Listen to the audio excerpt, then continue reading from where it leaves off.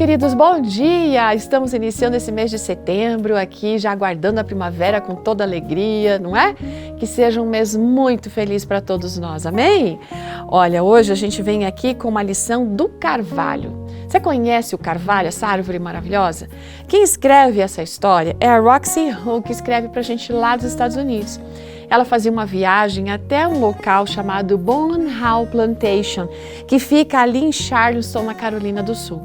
E esse trajeto para chegar até lá tem enormes carvalhos, gente. Carvalhos assim com quase 300 anos de idade.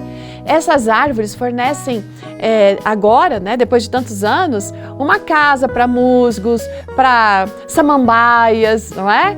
E, enfim, estão ali embelezando aquele trajeto todo de uma maneira muito agradável. O interessante é que ao longo dos anos, à medida que esses carvalhos vão aumentando de altura e também de circunferência, vai acontecendo alguma coisa embaixo do solo. Sabe o que é? As raízes das árvores, desses carvalhos ali, vão se entrelaçando. E olha que interessante, o guia que estava junto ali durante aquela viagem contou para nossa amiga que algo que eu não sabia também, que se uma dessas árvores, um desses carvalhos, começa a enfraquecer ou sofrer por algum motivo, as raízes que estão próximas, né, é como se estendessem a mão, né, assim dando um encorajamento, empurrando nutrientes para impulsionar aquela árvore que está passando por um momento difícil a resistir. Olha que interessante isso. Não é? É um conceito diferente que talvez você não sabia a respeito.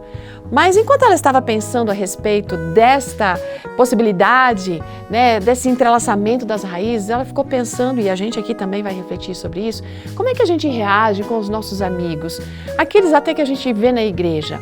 Todos os momentos estamos no culto, as pessoas parecem fortes e resistentes, mas será que a gente está sensível ao sinal de dor, de fraqueza, de uma dificuldade que eles possam estar enfrentando? Será que nós estamos tão conectados uns aos outros o suficiente para oferecer essa mão ajudadora depois que termina um culto, por exemplo, e ser um apoio para as pessoas, assim como os carvalhos são um para os outros? Olha que interessante, na primeira viagem missionária do apóstolo Paulo, ele e Barnabé fundaram várias igrejas naquela região da Galácia. E depois Paulo voltou, fez uma visita para essas igrejas uma segunda e uma terceira vez. E ali observou algumas coisas e ele escreveu uma carta aos Gálatas para inspirar eles a terem atitudes importantes com os primeiros conversos. E no capítulo 6 ele dá algumas sugestões que a gente vai traduzir aqui de uma maneira mais moderna, digamos assim, né?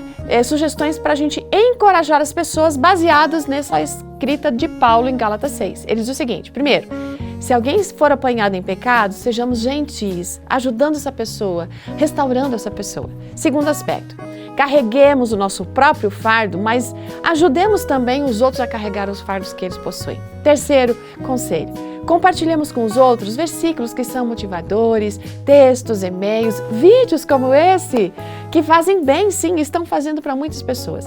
Quarto conselho do apóstolo Paulo, vamos deixar a nossa vida ser guiada pelo Espírito Santo. E aí a gente vai conseguir desfrutar uma vida melhor aqui com os nossos amigos e depois na eternidade. E quinto, não cansemos de fazer o bem, não é? E aí estão os conselhos do apóstolo Paulo para todos nós. Da mesma maneira, gente, nós precisamos pedir a Deus que nos ajude a desenvolver essa habilidade que os carvalhos possuem, né? De compartilhar com as pessoas aquilo que elas estão necessitando. Que Deus abençoe você, tenha um ótimo dia e a gente se vê amanhã. Tchau!